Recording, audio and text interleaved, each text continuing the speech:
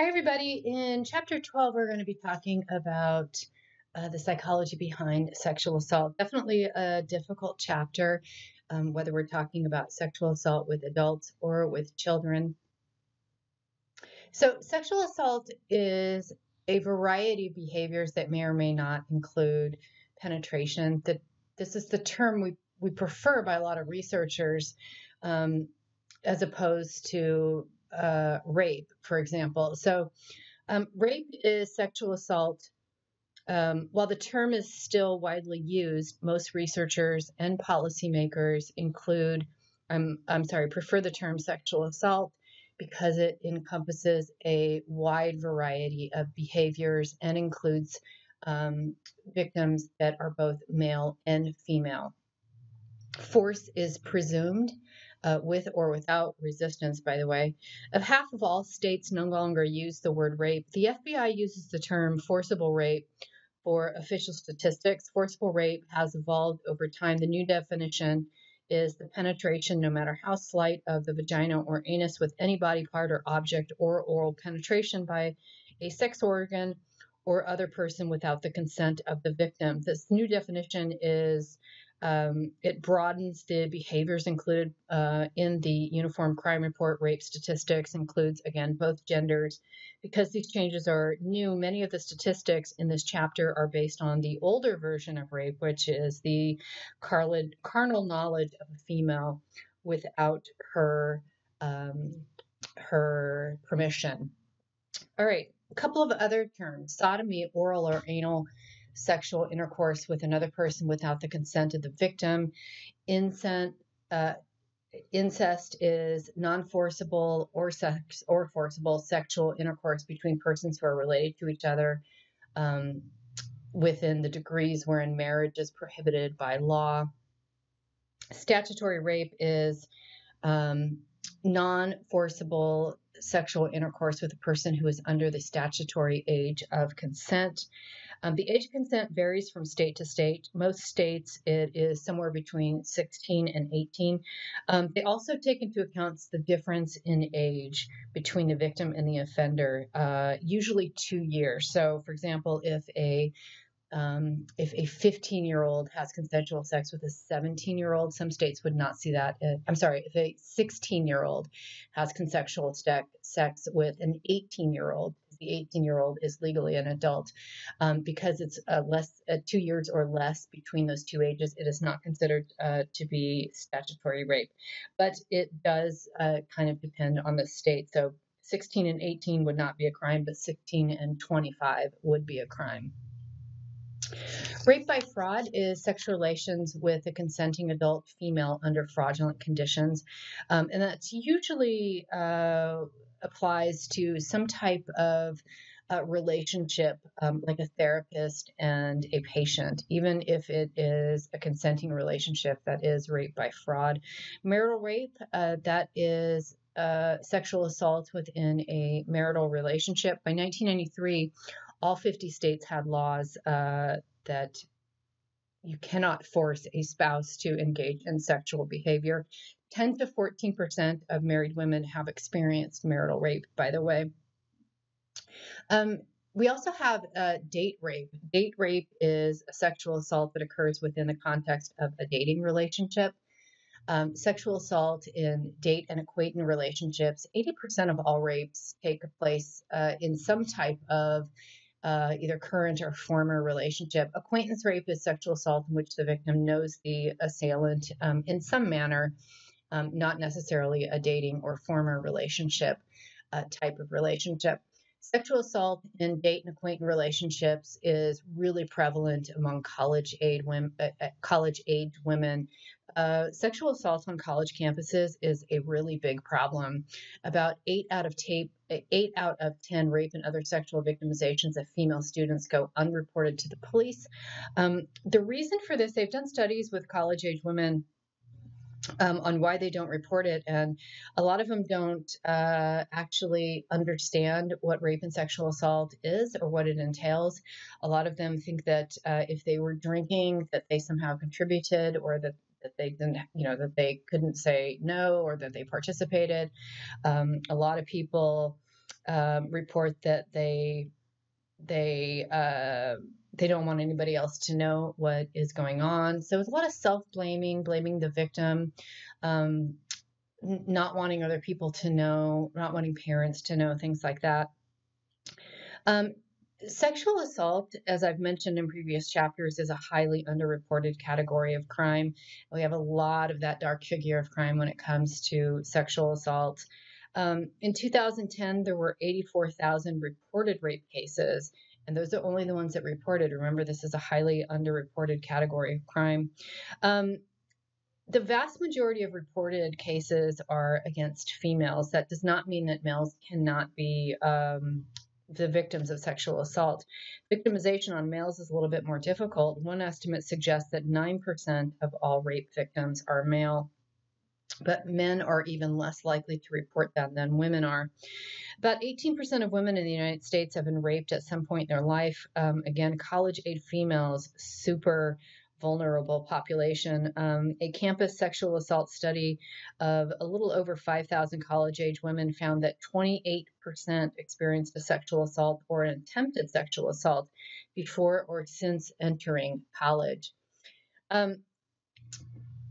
Again, official data underestimates the extent of this problem. This might be one of those categories of crime where we're probably going to get a better picture of the real extent of sexual assault by doing victim surveys. Because remember, when we talk about the Uniform Crime Report, we're only talking about crimes that have actually been reported to the police. So since this is a dark category, a category we have a dark figure of crime, we're not really getting the full picture when we look at official crime statistics.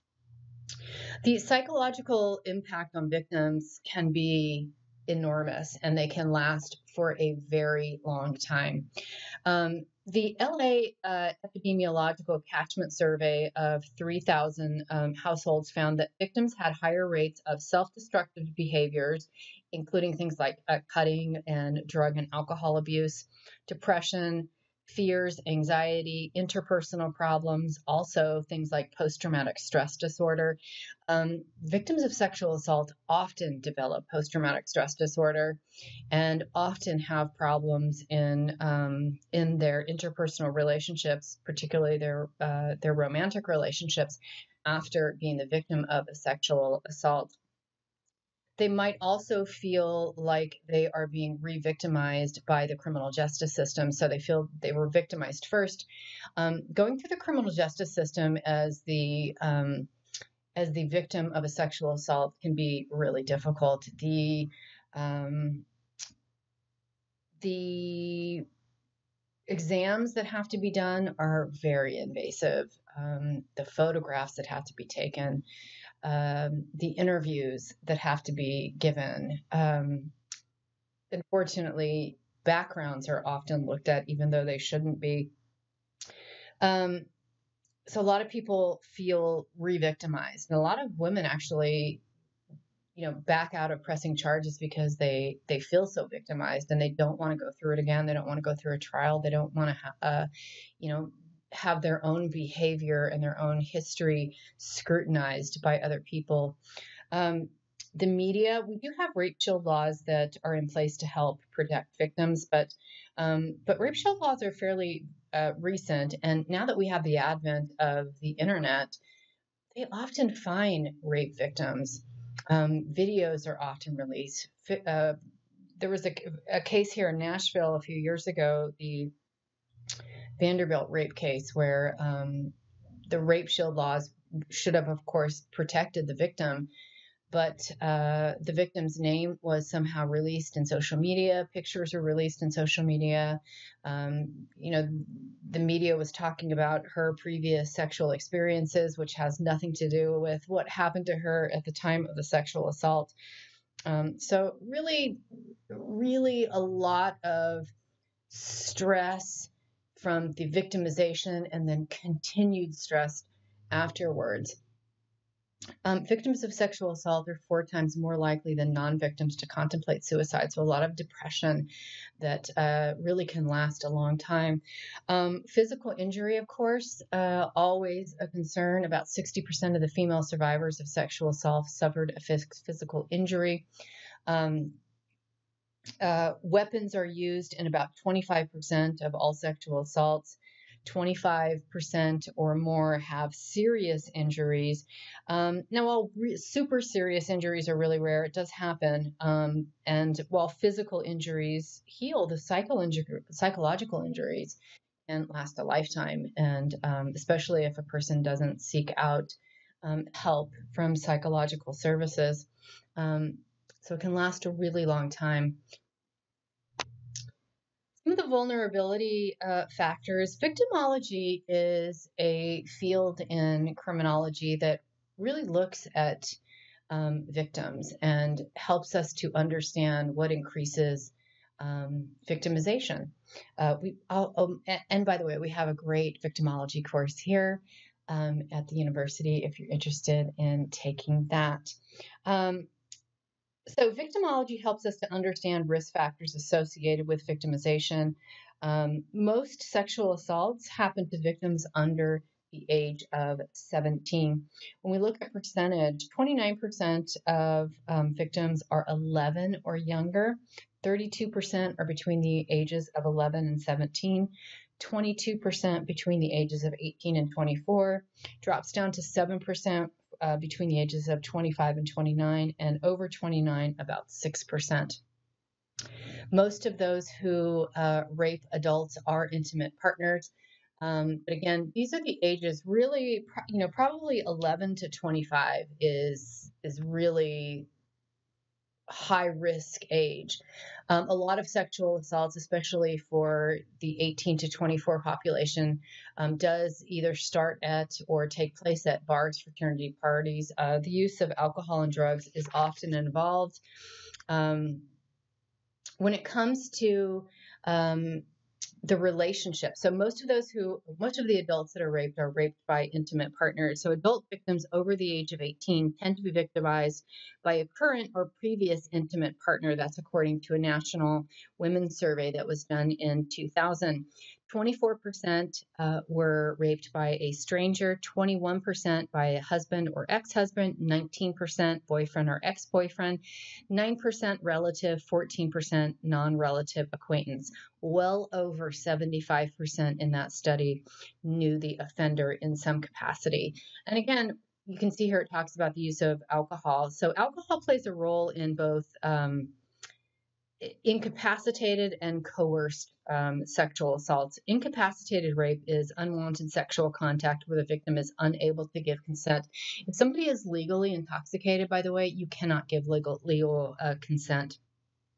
A campus sexual assault study that was done in 2007 found that 82% of the victims reported drinking or being drunk prior to the assault.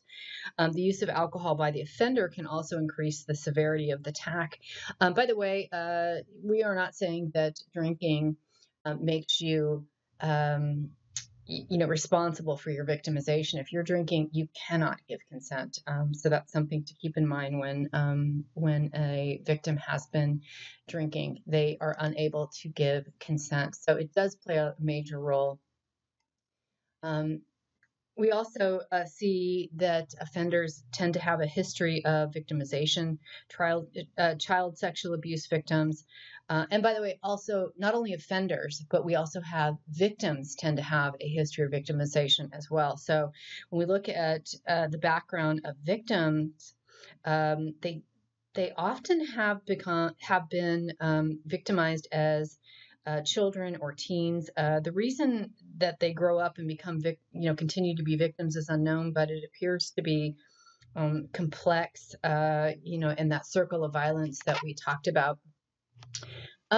When talking about risk recognition and some of the problems that we have with risk recognition, engaging in risky behaviors that victimology has shown increase risk and accepting rides with strangers, heavy drinking at parties, leaving your drink unattended, hitchhiking, walking alone, tends to be highest from high school graduation through the first year of college in terms of engaging in these kind of really risky behaviors. Global risk is recognition failure, knowing all of the above, that you shouldn't walk alone, that you shouldn't be drinking, that you shouldn't leave your drink out, and believing that you are somehow immune. And this tends to be something that young people kind of feel about themselves. I mean, they feel kind of invulnerable to a lot of things. A specific risk failure is situational factors, failure to recognize that particular situation one is in poses a threat, like alcohol plays a role, or again, knowing that walking alone is, very dangerous in certain parts of the neighborhood, or things like that. So knowing that something puts you at risk and then kind of ignoring those factors, that does increase your risk. But those tend to be people that are young that tend to kind of ignore those risks. So who are the offenders? This is again a male young category of crime. So most are young. The Uniform Crime Report in 2010 found that 43% of those arrested were under the age of 25. 14% were under the age of 18, and 11% were under the age of 11. And we're talking about the offenders. Estimated that 30% of all rapes in the United States are committed by juveniles. Most men that are accused of rape have a long history of conflict with society and the criminal justice system. They also tend to have a criminal record. A 1984 study of 114 convicted rapists found 82% had previous criminal offenses, but only 23% of those were sexual assaults. So they often get involved in other types of crimes as well, especially with juveniles.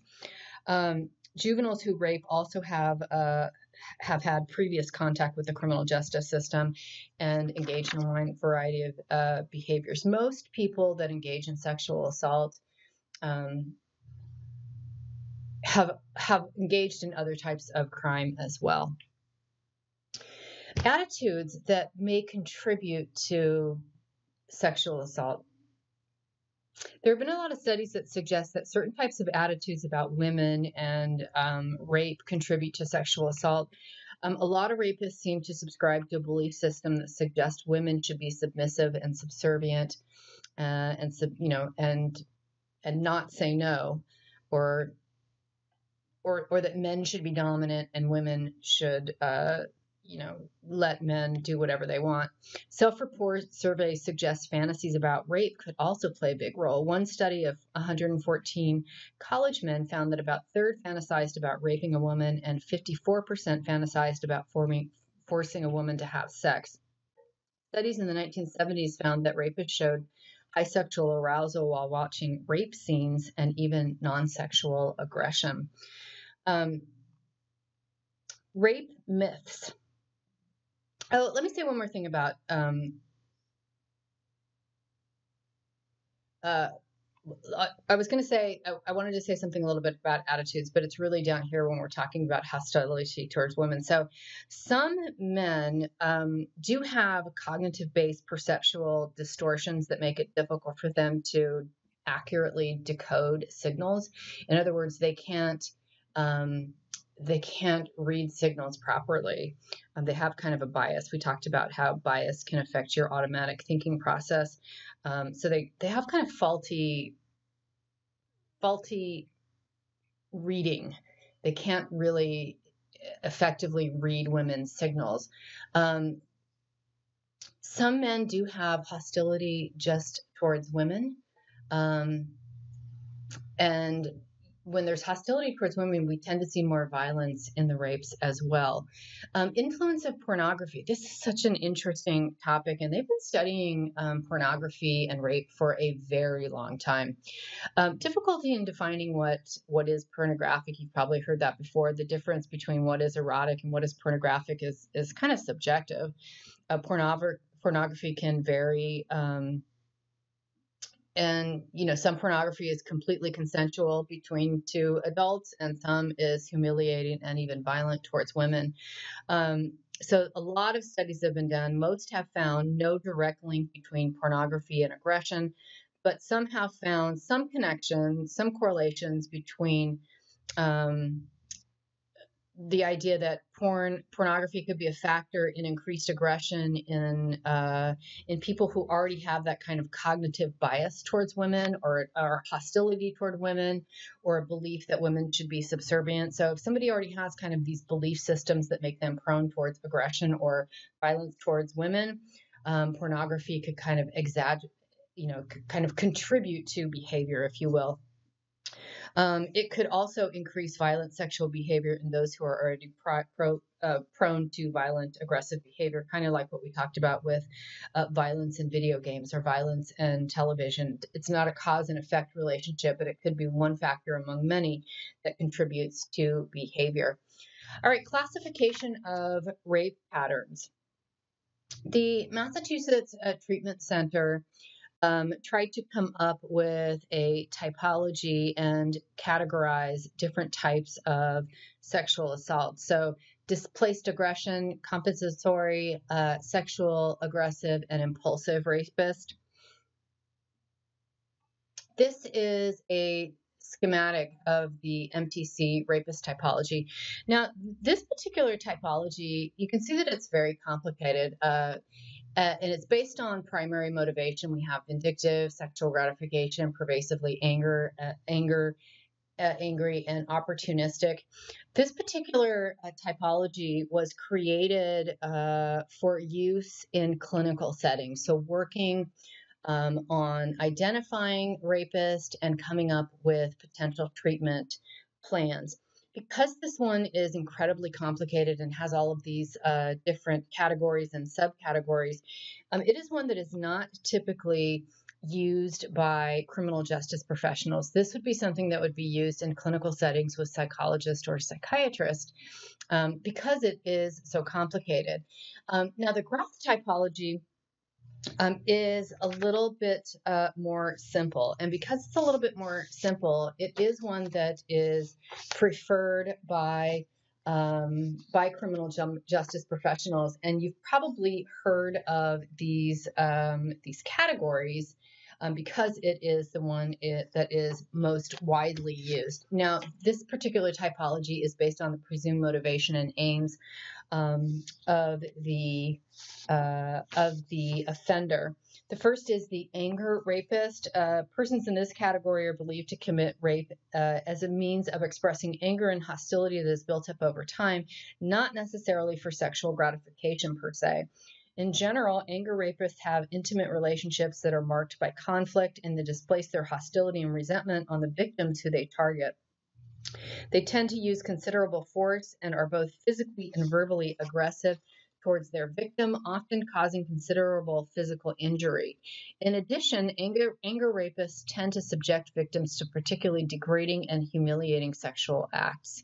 It is believed that these rapes are more spontaneous and impulsive rather than carefully planned, and they are often preceded by some type of precipitating life stressor, such as an argument with a girlfriend or wife or a significant conflict in the workplace. The power rapist, as the name suggests, these individuals are primarily motivated by power. Men in this subtype are interested more in having control over their victims and possessing them, so to speak, than they are interested in causing physical harm. Often, power rapists have problems with feeling inadequate, controlled by others, or are insecure about their masculinity, so they use rape as a means of feeling more powerful, strong, or in control. The acts are about conquering women to demonstrate their manhood. Men in this subtype may engage in more in planning and premeditation, and they typically look for someone who appears vulnerable and may be an easy target. In some instances, rapes may be triggered by recently perceived threats to the offender's competency or their masculinity. And then we have the sadistic rapist, and this is the type that we worry about the most. And these tend to be, if we have a serial rapist, they tend to fall under this category. Groth and his colleagues suggest that this subtype of rapist is perhaps the most dangerous. These men experience a great deal of pleasure and excitement, including sexual arousal, from inflicting harm on their victims and enjoy watching the victims' fear and suffering. During the rapes, these men are extremely abusive. They may restrain and torture their victims in idiosyncratic and sometimes bizarre ways. And at the most extreme end, the sadistic rapist may even mutilate or kill their victims. These crimes tend to be the product of considerable planning and premeditation. Victims are often targeted and then stalked because of specific physical or other attributes. So again, both of these are really interesting typologies of offenders, but the Groth typology, again, a little bit simpler, excuse me, And because of that, it tends to be one that is used more by criminal justice professionals. But you'll read read a little bit more on both of those in the chapter, and it'll go into a little bit more depth on both of these typologies. All right, when it comes to treatment of sex offenders, many offenders are highly resistant to changing their behavior. The reason for that is when we talk about what excites us sexually, for most of us, it is not anything that we can control. It is kind of our biology. What turns us on and who we're attracted to is really kind of our biology. A lot of it is also early childhood experiences as well. But when you think about that, if you think about your own sexuality and who you're attracted to and what you find exciting. Do you think that you could change that? And most of us would say probably not. And because of that, it makes treatment of sex offenders and child molesters, by the way, we'll talk more about that with child molesters, but it makes treatment really difficult. I mean, you really do have to, when you're talking about men that have all of these, cognitive biases about women, and you really have to change their thinking pattern. So the most effective programs follow three basic principles of risk: the need, three principles of risk: need and responsivity. You really have to. And by the way, the best approach to therapy is cognitive behavioral therapy. If you're not familiar with cognitive behavioral therapy addresses faulty cognitions and maladaptive behavior patterns. So we're talking about all of those biases or thoughts that men might have about women or about sex or about the need for power, those kinds of things. So you have to kind of address those faulty thinking patterns, and you have to address the behaviors. So the behaviors would be the sexual assaults, and then the thinking patterns are what contribute to those sexual assaults. So you also have to have an offender who is highly motivated to change. If somebody does not see a problem with their behavior or their thinking patterns, they're not going to change. So not a lot of great results with treating sex offenders. A little bit better results when you're treating juvenile sex offenders in terms of reducing recidivism rates. But when we look at recidivism rates for sex offenders, recidivism rates are actually pretty high. So not a lot of really positive studies right now, at least on the treatment of sex offenders. All right, lots of great resources in D2L, so make sure to check all of those out. If you have any questions about anything in this chapter, let me know. Otherwise, have a great rest of the day.